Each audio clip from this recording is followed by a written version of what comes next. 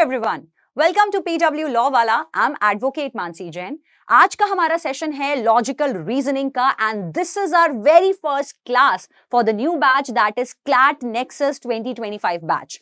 आज का हमारा सबसे पहला सेशन है लॉजिकल रीजनिंग का, जहां पर आज हम फाउंडेशन क्लियर करेंगे लॉजिकल रीजनिंग में। और ये फाउंडेशन क्लियर करना बहुत बहुत ज्यादा इंपॉर्टेंट है, क्योंकि अगर आज की क्लास में आपका फाउंडेशन और बेस नहीं बना तो mark my words, logical reasoning में आगे जितनी भी सीढ़ियां हम लोग चढ़ने वाले हैं, जितने भी टॉपिक्स हम लोग कवर करने वाले हैं, वो समझना बहुत ज्यादा मुश्किल हो जाएगा अगर आज की क्लास में आपको बेसिक ABCD, बेसिक फंडा कॉन्सेप्ट्स ऑफ लॉजिकल रीजनिंग नहीं क्लियर हुआ। बट क्लियर होगा, बिल्कुल होगा। तो स्टार्ट करते हैं आज के सेशन से।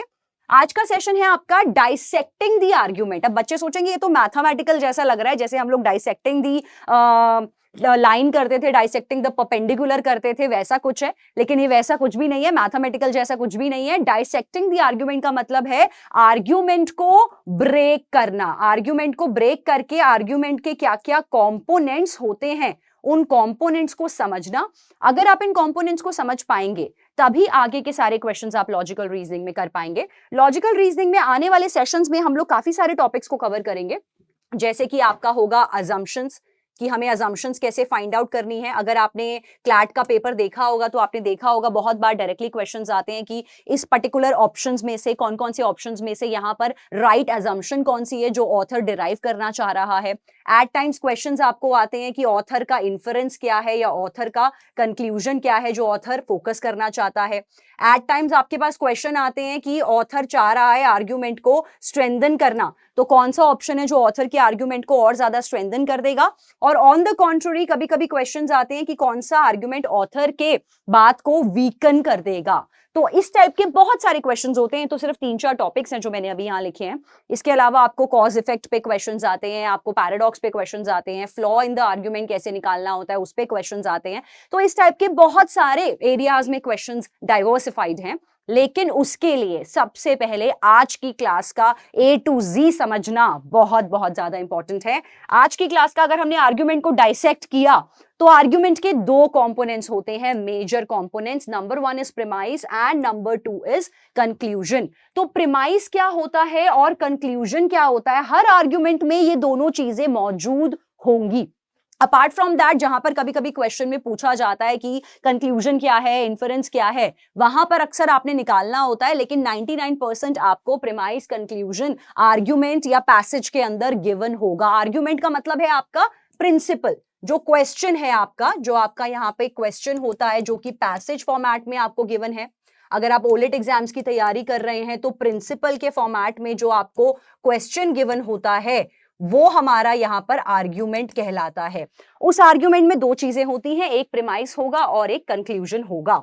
अब ये समझना क्यों जरूरी है, अगर आपको प्रीमाइस समझ नहीं आ रहा, अगर आपको कंक्लूजन समझ नहीं आ रहा, तो आप ना ही अजम्पशन निकाल पाओगे, ना ही स्ट्रेंथन कर पाओगे आर्ग्यूमेंट को, ना ही वीकन कर पाओगे, ना ही पैराडॉक्स निकाल पाओगे। मतलब क्रक्स में, नटशेल में आप कुछ भी नहीं कर सकते अगर आपको लॉजिकल रीजनिंग की ABCD नहीं आती। वो ABCD क्या है, प्रीमाइस समझना और कंक्लूजन समझना। तो कैसे समझेंगे, आज के सेशन में हम लोग वही जानेंगे।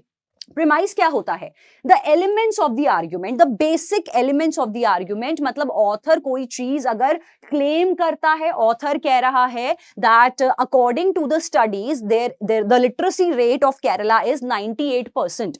तो ऑथर ये क्लेम कर रहा है। तो कोई भी जो थीसिस होती है आर्ग्यूमेंट की, जो वो क्लेम करता है, ऐसी कोई चीज जिसपे वो एविडेंशियल बैकनिंग देता है, मतलब ये बोलते हैं कि as per the data we found out that the sex ratio of the country is declining. तो इस केस में ये एविडेंशियल बैकनिंग जहां पर होती है, जहां सपोर्ट मिलता है क्लेम को, वो भी आपका प्रीमाइस में जाता है। तो ये सब टाइप की जो चीजें हैं वो सब आपके प्रीमाइस के अंदर जाएंगी। कैसे समझोगे अब, जैसे कि कोई कमेंट्री अगर ऑथर ने दी है जहां पे एविडेंशियल सपोर्ट है, कोई काउंटर क्लेम अगर ऑथर ने दिया है, a position taken by someone with opposing view points and used as an evidence. तो सपोज कि किसी साइंटिस्ट ने कोई स्टेटमेंट दी, दूसरे साइंटिस्ट ने उसकी स्टेटमेंट को काउंटर क्लेम किया along with an evidence, along with the data. मतलब एक सपोर्टिव स्टेम के साथ अगर ऑथर यहाँ पे आर्ग्यू कर रहा है, काउंटर आर्ग्यू कर रहा है, तो वो भी आपका प्रीमाइस में आएगा। साथ के साथ कंसेशंस इसमें हो जाएंगे, like admission that the opposing side has a valid points. कोई बात को अगर ऑथर रिफ्यूट कर रहा है, मतलब कि अगेंस्ट में जा रहा है, लेकिन अगेंस्ट में जाने के लिए भी एविडेंशियल बैकनिंग कोई स्टडीज के थ्रू सपोर्ट कर रहा है, तो वो भी आपका प्रीमाइस में जाएगा। इसके अलावा when the words in the following list are used in the arguments, इसको मैं अगर सिंपल तरीके से अगर थोड़ा सा और समझाऊं तो हर आर्ग्यूमेंट में एक होता है आपका why और एक होता है आपका what। तो ये अल्टीमेटली ऐसा होता है कि जो आपका why होता है वो होता है आपका प्रीमाइस, और जो आपने what निकाला है वो होता है आपका कंक्लूजन। अगर इसका बहुत सिंपल सा बहुत बेसिक सा एग्जांपल मैं दूं तो मैंने कहा टुडे it's going to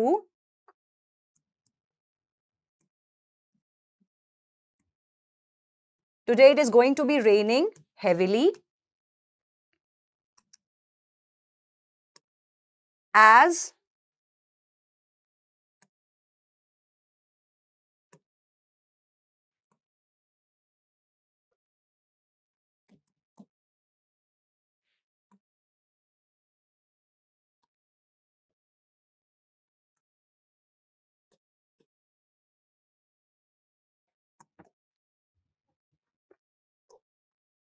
इस स्टेटमेंट के अंदर लिखा है today it's going to be raining heavily, आज के दिन बारिश बहुत ज्यादा तेज बारिश होने के चांसेस हैं।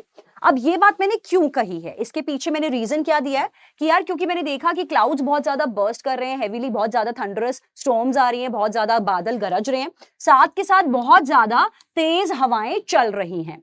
तो अब मैं स्टेटमेंट की बात करूं, अगर सिंगल स्टेटमेंट के अंदर भी आपका प्रीमाइस कंक्लूजन मौजूद है, अब कैसे निकालोगे कि स्टेटमेंट में प्रीमाइस क्या है कंक्लूजन क्या है? तो कंक्लूजन होता है कि आपने अल्टीमेटली नेट नेट क्या चीज निकाली है, क्या स्टोरी का क्रक्स है, क्या स्टोरी का कंक्लूजन है, क्या आपने फाइनली डिड्यूस किया है, गुणाकार भागाकार और जोड़ाकार करके आपने निष्कर्ष क्या निकाला है, आपने फाइनल कंक्लूजन क्या निकाला है, वो बन जाता है आपका कंक्लूजन जो है आपका व्हाट। तो मैंने क्या बोला, व्हाट इज व्हाट, कि आज बारिश होने वाली है, ये है मेरा व्हाट। इसने कहा क्या होने वाला है भाई, आज बारिश होने वाली है। अब एक इंसान बोल रहा है बारिश होने वाली है, दूसरा कह रहा है यार तू कैसे बोल सकता है बारिश होने वाली है, किस बिना पे तू कह रहा है बारिश होने वाली है। तो उस चीज का वाई कि बारिश क्यों होने वाली है, उसका वाई मुझे दिया है क्लाउड्स के थंडरस नॉइजेस ने, और जो विंड्स इतना ज्यादा हेवीली ब्लो कर रही हैं ये मुझे वाई प्रोवाइड कर रहा है। तो इस बात के हिसाब से ये मिल गया मुझे वाई का रीजन।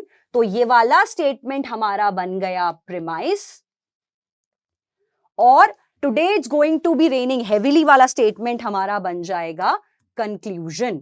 इसी तरह से आपने प्रीमाइस और कंक्लूजन को समझना है। आप जब भी अपने पास कोई पैसेज देखो, कोई भी पैराग्राफ देखो, कोई भी प्रिंसिपल देखो, कोई भी लाइंस देखो जहां पे आपने लॉजिकल रीजनिंग के क्वेश्चंस को आगे सॉल्व आउट करना होता है, तो पढ़ते पढ़ते आपको ये फिगर आउट करना है कि अच्छा बॉस ये वाली लाइंस तो प्रीमाइस में जा रही हैं, ये वाली लाइंस तो कंक्लूजन में जा रही हैं। अगर ये बेस आपको क्लियर है, ये फाउंडेशन आपको क्लियर है, तो आपके आगे के क्वेश्चंस लॉजिकल रीजनिंग के आधे इजी हो जाते हैं। ये नहीं कहूंगी कि पूरी तरह से इजी हो जाते हैं, क्योंकि अभी क्लासेस में स्ट्रैटेजी समझना बहुत इंपॉर्टेंट है कि यार अजम्पशन कैसे निकालनी है, स्ट्रेंथन कैसे करना है, वीकन कैसे करना है, पैराडॉक्स कैसे निकालना है, लेकिन बेस समझना बहुत इंपॉर्टेंट है कि वाई क्या होता है, व्हाट क्या होता है, प्रीमाइस क्या होता है, कंक्लूजन क्या होता है।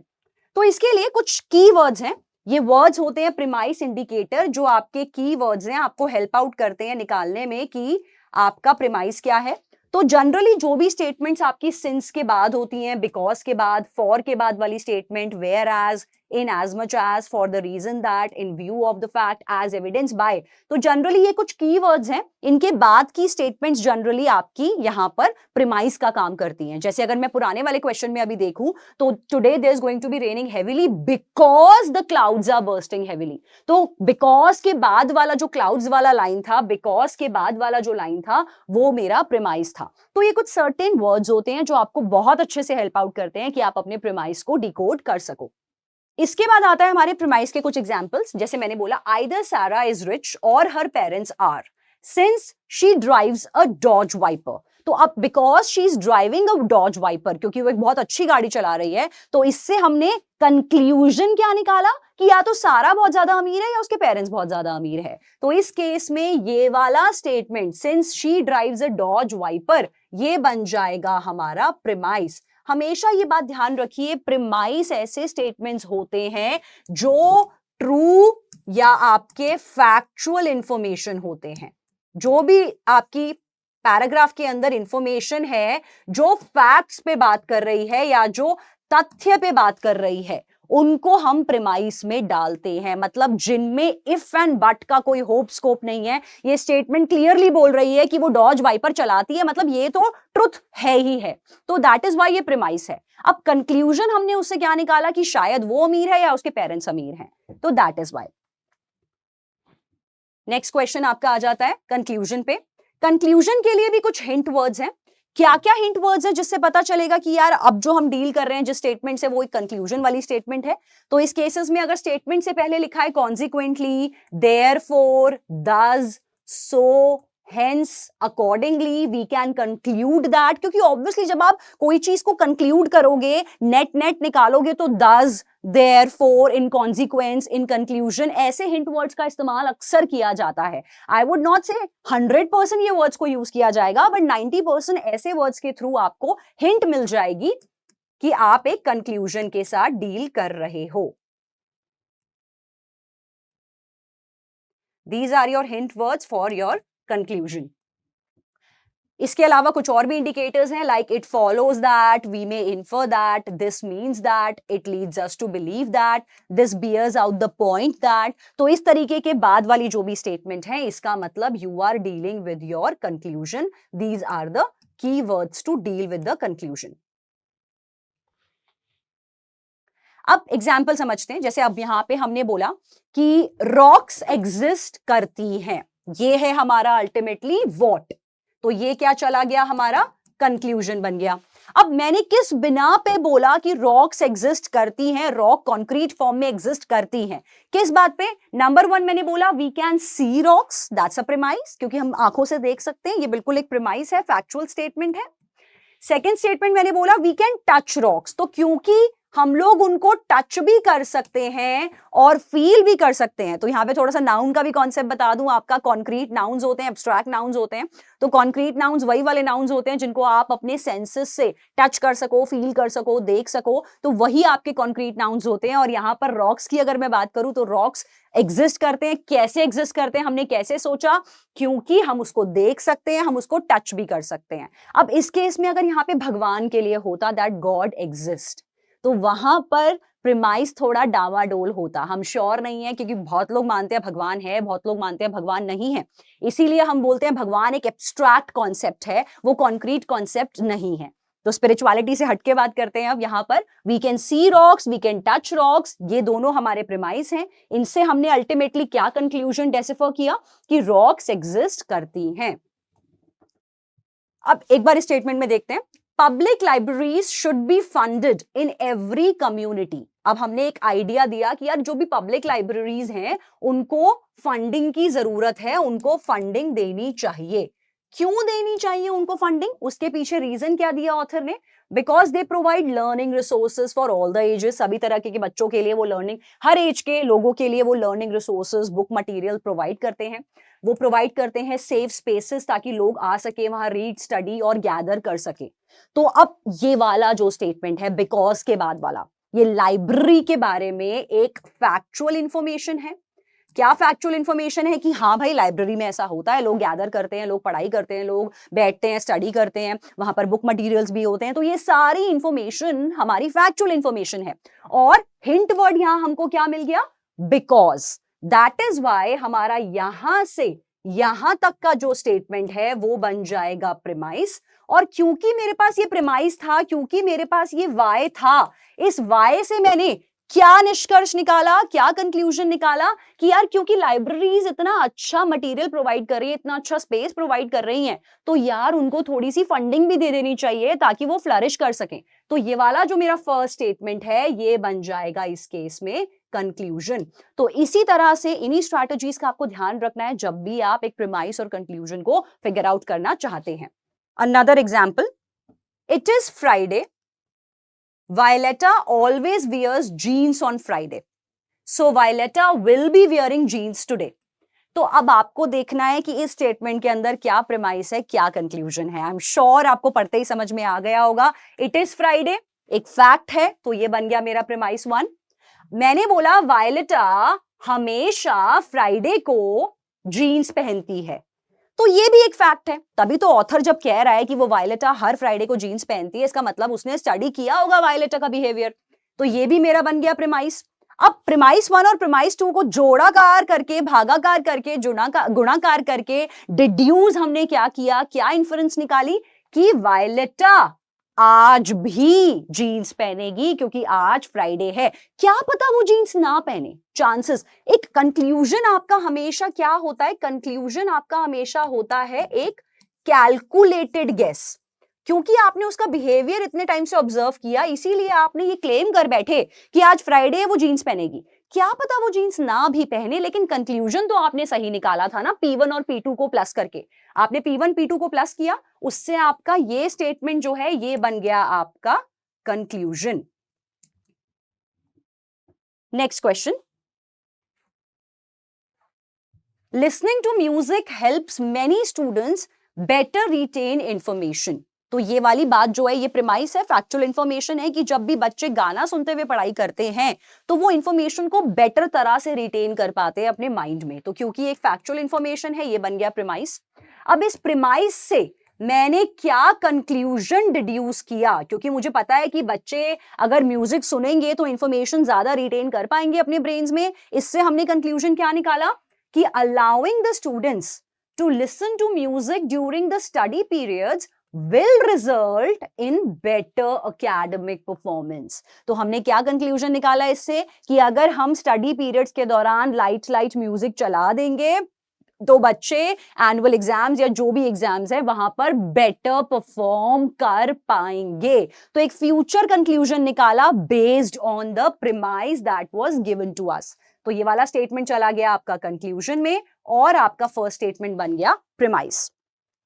Another one, Obama is smart. ठीक है, प्रीमाइस बन गया हमारा क्योंकि हमने बोला है ओबामा इज स्मार्ट, तो हम इस पे क्रॉस क्वेश्चन नहीं करते हैं. ऑथर के किसी भी बात पर, ऑथर ने अगर कोई फैक्चुअल इंफॉर्मेशन हमारे सामने दी है तो हम उस पे क्रॉस क्वेश्चन नहीं करते. अगर ऑथर ने बोला है the sun rises in the east, I would say east में तो जबकि राइज होता है, the sun rises from the west बोला है अगर ऑथर ने, तो हम ऑथर ने अगर ये बात बोली है तो ऑथर की फॉल्स बात को भी हमने सत्य मानना है क्योंकि उसने जो कह दिया वो पत्थर की लकीर है. तो इस केस में ओबामा बेबी, क्या पता ओबामा स्मार्ट ना हो, लेकिन अगर ऑथर ने बोल दिया ओबामा स्मार्ट है तो वो हमारा प्रीमाइस का काम करेगा. So he will make the good book recommendations. Just because he is smart तो he will make the good recommendations बन गया हमारा कंक्लूजन की क्योंकि वो स्मार्ट है. इससे हमने क्या नेट कंक्लूजन निकाला कि वो अच्छी बुक्स रेफर करेगा. Therefore you should follow him on Instagram. ये बन गया हमारा मेन कंक्लूजन. मतलब अब आपसे क्वेश्चन कभी भी ये नहीं पूछता कि मेन कंक्लूजन क्या है, पार्शियल कंक्लूजन क्या है. दोनों ही बातें कंक्लूजन में आ जाएंगी कि he will suggest good books, number 1. Number 2, therefore you should follow him on Instagram. ये भी हमारा सेकेंड कंक्लूजन आ गया. Another example, because you failed the test on Friday. अब एक बच्चा फ्राइडे को अगर टेस्ट में फेल हुआ है तो इसका मतलब ये स्टेटमेंट हमारा प्रीमाइस है और अपने पास एक हिंट वर्ड भी आ गया बिकॉज का. तो ये स्टेटमेंट प्रीमाइस बन गया. तो इस बात से क्या कंक्लूजन निकाला, you need to do those extra credit worksheets. क्योंकि तुम फ्राइडे को फेल हो गए थे, जो प्रीमाइस है उससे हमने कंक्लूजन क्या डिड्यूस किया कि तुम्हें एक्स्ट्रा मेहनत करने की जरूरत है. तो ये स्टेटमेंट हमारा बन जाएगा उस केस में conclusion.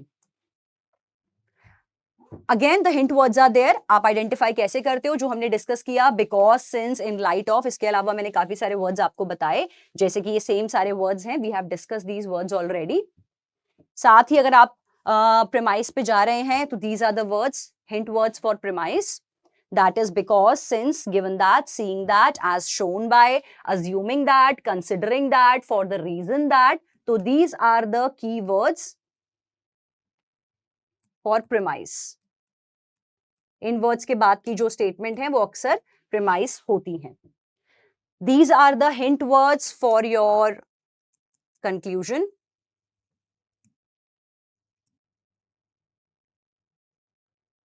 That is, therefore, thus, it follows that, which proves that, which means that, as a result, so we may conclude. Okay अब हमारे पास कुछ क्वेश्चंस हैं, हम लोग फिगर आउट करेंगे कि इन क्वेश्चंस में कौन सी स्टेटमेंट प्रीमाइस है, कौन सी स्टेटमेंट कंक्लूजन है. अगर आप इजीली इनको डेसिफर कर पाए तो समझ लो कि आपका बेस क्लियर हो चुका है लॉजिकल रीजनिंग का. आगे के क्वेश्चंस में, स्ट्रेंथनिंग में, वीकनिंग में, अजम्पशन में उतनी दिक्कत नहीं होगी. स्ट्रैटेजीज पे भी ध्यान रखेंगे उन आने वाले सेशंस में. तो फर्स्ट स्टेटमेंट की बात करते हैं. Sunblock advertisements according to a recent study often contain misleading information exaggerating the effectiveness of the advertised products. तो हमने ये बताया है और ये रीजन हमने दिया as per the recent study. तो ये स्टेटमेंट चला गया हमारा प्रीमाइस में. हमने क्या बोला? सनब्लॉक एडवर्टाइजमेंट्स के बारे में हमने एक फैक्चुअल इंफॉर्मेशन प्रेजेंट की है. वो क्या इंफॉर्मेशन प्रेजेंट की है कि जो ऐसे एडवर्टाइजमेंट्स होते हैं वो अपने साथ काफी मिसलीडिंग इंफॉर्मेशन लेके आते हैं और काफी ज्यादा एग्जैजरेट करते हैं कि प्रोडक्ट बहुत ज्यादा इफेक्टिव है, कि यार इसमें तो SPF 45 है, आप इसको लगाओगे तो धूप में कभी भी काले नहीं पड़ोगे, टैनिंग नहीं होगी. तो बहुत ज्यादा मिसलीड करते हैं इफेक्टिवनेस को लेके. Skin doctors are worried that these advertisements could create a false sense of safety that would lead to sunblock consumers to spend prolonged periods of time in the sun. अब क्योंकि अपने पास एक premise है कि ऐसे ads जो हैं वो स्टडीज के हिसाब से फॉल्स इंफॉर्मेशन मार्केट में स्प्रेड कर रहे हैं, इस बात से हमने क्या कंक्लूजन निकाला? कंक्लूजन क्या है? हमने नहीं निकाला, वो कंक्लूजन स्किन डॉक्टर्स ने निकाला. स्किन डॉक्टर्स ने क्या कंक्लूजन निकाला कि ऐसे झूठे मिसलीडिंग एडवर्टाइजमेंट्स की वजह से लोग ज्यादा लंबे टाइम बाहर सन में रहेंगे, क्योंकि उनको लगेगा कि यार हमने तो SPF लगाया हुआ है, टैनिंग होने का कोई चांस है नहीं. इस चक्कर में लोग बाहर बहुत ज्यादा टाइम स्पेंड करेंगे सन के अंदर और उस चक्कर में उनको प्रॉब्लम्स हो सकती हैं. अब ये कंक्लूजन स्किन डॉक्टर्स ने किस बात पे निकाला? ये हमने व्हाट था, हमारा कंक्लूजन था. ये किस बात पे बोला स्किन डॉक्टर्स ने? उसका वाई हमको यहां पर मिल गया. क्योंकि why? Because misleading advertisements is the cause for the same. तो इस बात पे अगर एक छोटी सी एक और बात बताऊं तो अगर आप कॉज इफेक्ट स्टेटमेंट में डील कर रहे हो, अगर एक स्टेटमेंट कॉज है, एक स्टेटमेंट इफेक्ट है, तो कॉजल स्टेटमेंट जाती है आपकी प्रीमाइस में, क्योंकि वही रीजन है जिस वजह से इफेक्ट हो रहा है. तो cause is the reason, premise is the reason जिस वजह से कंक्लूजन हो रहा है. तो जो इफेक्ट वाली स्टेटमेंट है वो जाती है आपकी कंक्लूजन में. ये तब होता है जब आपके पास कॉज इफेक्ट वाली स्टेटमेंट गिवन है. तो कॉजेस को आप डालोगे प्रीमाइस के बैग में और इफेक्ट्स को आप लोग डालोगे कंक्लूजन के बैग में. Another few examples. There is no reason to feel sorry for Mary. She is healthy and she has a good job. तो इस केस में यहां पर जो ये स्टेटमेंट है, क्योंकि वो हेल्दी है और उसके पास एक अच्छी जॉब है, तो ये फैक्चुअल इंफॉर्मेशन है, तो ये स्टेटमेंट बन गया मेरा प्रीमाइस. तो क्योंकि वो हेल्दी है, उसके पास अच्छी जॉब है, इससे आपने कंक्लूजन क्या निकाला कि यार उसके लिए चिंता करने की कोई जरूरत नहीं है. ये बन गया मेरा conclusion. Moving ahead with another example. I am a better driver than you because I have never had an accident and you have had two. तो अब because एक हिंट वर्ड मिल गया मुझे और यहां पर एक फैक्चुअल इंफॉर्मेशन गिवन है कि ये जो स्पीकर है वो कह रहा है उसका कभी भी एक्सीडेंट नहीं हुआ, और जिससे वो अपनी बात कह रहा है तेरे 2 एक्सीडेंट्स हो चुके हैं. तो ये स्टेटमेंट बन गया मेरा प्रीमाइस. और क्योंकि ये प्रीमाइस है, उससे उसने क्या कंक्लूजन निकाला, क्या क्रक्स निकाला कि भाई मैं बेटर ड्राइवर हूं क्योंकि मेरा आज तक एक भी एक्सीडेंट नहीं हुआ. तो I am a better driver than you is the conclusion in this immediate statement. Moving ahead with the third one. We can infer from the fact that she frequently wears blue that blue is one of her favorite colors. हमने निकाला कि blue is one of her favorite colors. अब उसका blue favorite color क्यों है? तो इसका मतलब blue उसका favorite color बन गया मेरा conclusion. अब मैंने कैसे सोचा कि ब्लू उसका फेवरेट कलर है? मैंने क्यों नहीं बोला पिंक उसका फेवरेट है? मैंने क्यों नहीं बोला कि पर्पल या लैवेंडर उसका फेवरेट कलर है?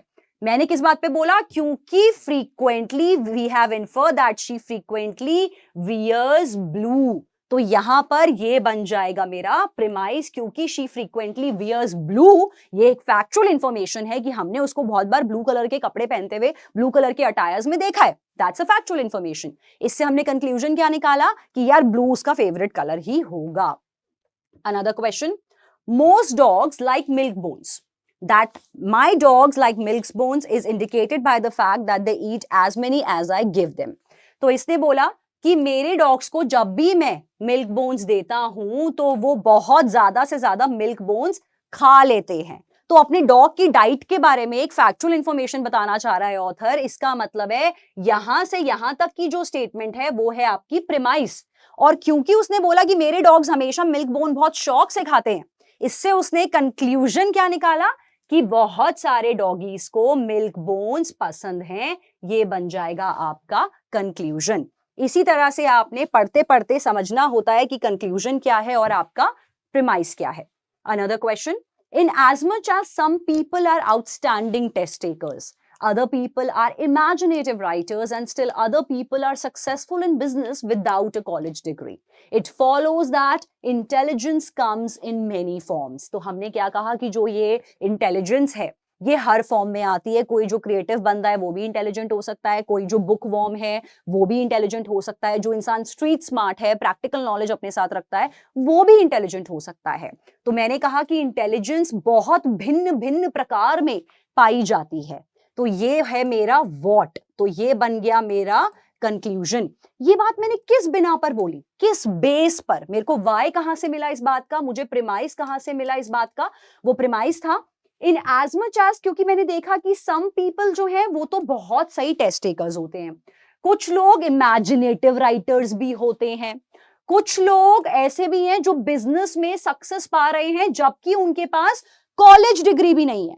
तो ये सारा डेटा जब मैंने पढ़ा तो ये सारा डेटा मेरा प्रिमाइस बन गया, जिससे मैंने कंक्लूजन क्या निकाला? Intelligence comes in different different forms. Another question. The year 1959 is perhaps the most important one in the history of biology to date. तो हमने कहा year of 1959 was the most important for the era of biology so far. कैसे, क्यों बोल रही हूं मैं 1959 को मोस्ट इंपॉर्टेंट ईयर में क्यों बोल रही हूं? अब आपको क्यों का जवाब निकालना है, मतलब आप समझ चुके हो कि प्रिमाइस निकालना है. इसका मतलब ये फर्स्ट स्टेटमेंट बन गया हमारा कंक्लूजन. अब आइए जानते हैं इसका प्रिमाइस क्या है, इसका रीजन क्या है कि 1959 सबसे ज्यादा इंपॉर्टेंट ईयर था. In that year Charles Darwin published his theory of evolution by natural selection, which has deeply affected not only biology but other branches of human thought as well. तो 1959 में जो major invention हुई थी उसके बारे में बताया जो चार्ल्स डार्विन ने की थी. And that is again a factual information. Plus वो मेरे को रीजन प्रोवाइड कर रहा है कि मैं 1959 को इतना इंपॉर्टेंट ईयर क्यों बोल रही हूं. तो दैट इज वाई यहां से इन दैट से लेकर एज वेल तक की स्टेटमेंट बन जाएगी हमारी प्रिमाइस. Understanding another question. ये आ गया थोड़ा सा आपका पैराग्राफ फॉर्म में. जनरली आपको ऐसे पैराग्राफ फॉर्म में ही गिवन होते हैं, तो इसलिए पहले मैंने आपको स्टेटमेंट फॉर्म में क्लियर करा. अब हम उसको थोड़ा सा पैराग्राफ फॉर्म में भी क्लियर करते हैं, क्योंकि आपको आपके क्लैट एग्जाम्स में हमेशा पैसेजेस या प्रिंसिपल या पैराग्राफ्स गिवन होंगे फॉर लॉजिकल रीजनिंग. तो ये पैराग्राफ क्या कहता है? Many industrialized nations are trying to reduce the atmospheric concentration of carbon dioxide. तो industrialized nations ये try कर रहे हैं कि atmospheric concentration of CO2 को रिड्यूस किया जा सके, एक गैस जो रिलीज होती है by burning of fossil fuels. अब इंडस्ट्रियलाइज नेशंस ये काम कर रही हैं, ये गैस जो है वो फॉसिल फ्यूल से निकलती है. अगेन ये सब कुछ हमारा एक फैक्चुअल इंफॉर्मेशन है, तो ये चला गया प्रिमाइस में. One proposal is to replace the conventional cement which is made with calcium carbonate by a new eco cement. अब एक ये जो प्रपोजल आया है रिप्लेस करने का कन्वेंशनल सीमेंट को इको सीमेंट से, तो ये प्रपोजल जो आया है ये भी एक फैक्चुअल इंफॉर्मेशन है, ये भी एक स्टडी के बारे में ही है जो बताया जा रहा है. तो ये वाली स्टेटमेंट भी आपकी प्रिमाइस में गई. इस न्यू सीमेंट के बारे में कुछ खूबी बताई है, तो इसका मतलब ये एक साइंटिफिक डेटा है, तो ये भी प्रिमाइस में जाएगा. क्या है? This new cement which is made from magnesium carbonate, it absorbs the large amounts of CO2 when exposed to the atmosphere. तो हमने इको सीमेंट के बारे में एक खूबी बताई, एक साइंटिफिक डेटा दिया, ये भी सेम आपका प्रिमाइस में जाएगा. तो अभी तक हमारा प्रिमाइस 1, प्रिमाइस 2 और प्रिमाइस 3 को जब हमने प्लस किया तो हमारा नेट कंक्लूजन क्या आया वो ऑथर ने हमको दे दिया. साथ के साथ ऑथर ने हमें यहाँ पर हिंट वर्ड भी दे दिया, देयरफॉर. तो देयरफॉर से हमने क्या नेट डिडक्शन निकाली, क्या कंक्लूजन निकाला? Let's have a look. Using eco cement for new concrete building projects will significantly reduce the atmospheric concentrations of CO2. तो मैं क्यों बोल रही हूं कि eco cement will be better than the normal cement? क्योंकि मेरे पास इतना सारा प्रेमाइस है जो मुझे बता रहा है कि why eco cement will be the better bet, और ये बन जाएगा इस केस में हमारा कंक्लूजन. इसी तरह से क्वेश्चंस आपको अक्सर हमेशा क्लैट में आएंगे, लेकिन जैसा कि मैं हमेशा बोलती हूं, लॉजिकल रीजनिंग में डाइसेक्टिंग द आर्ग्यूमेंट करना, जैसे कि अभी हम लोगों ने स्टार्टिंग में बोला था, डाइसेक्टिंग का मतलब ऐसा नहीं है. डाइसेक्टिंग का मतलब है आर्ग्यूमेंट के कंपोनेंट्स को समझना. कंपोनेंट्स को समझने का मतलब है आपको ये जानना कि प्रीमाइस क्या है, कंक्लूजन क्या है. अब आप सोचेंगे यार इस टाइप को हमको अप्लाई कैसे करना है. तो आप जब भी अब अपने क्वेश्चंस करेंगे लॉजिकल रीजनिंग के, सबसे पहले आप प्रीमाइस और कंक्लूजन को पढ़ते पढ़ते समझिए. जो भी आप paragraph you come across a paragraph, you come across a passage, तो साथ साथ समझिए कि इसमें प्रीमाइस क्या है, इसमें कंक्लूजन क्या है. अगर आपको ये बेस क्लियर है, practice a lot of questions यहां पर प्रीमाइस और कंक्लूजन पे बेस्ड, अगर आपको ये पार्ट क्लियर है, तो आगे आने वाले सेशंस में आपको अजम्पशंस और स्ट्रेंथनिंग वाले क्वेश्चंस भी काफी हद तक क्लियर हो जाएंगे. बट अगेन, लॉजिकल रीजनिंग बहुत ज्यादा प्रैक्टिस मांगता है. माना मैथ्स जैसा नहीं है, पर मैथ्स जैसी प्रैक्टिस मांगता है. अक्सर बच्चे बहुत इमीडिएट, बहुत क्विक रिजल्ट्स चाहते हैं लॉजिकल रीजनिंग में, पर मेक श्योर लॉजिकल रीजनिंग तभी अच्छा होता है जब आप रेगुलर लॉजिकल रीजनिंग की प्रैक्टिस करते हो. On that note, winding up today's session, मुलाकात होगी आपसे बहुत जल्द अगले सेशन में. Hope this session was helpful and useful to all the students. Take care everyone. Bye bye all.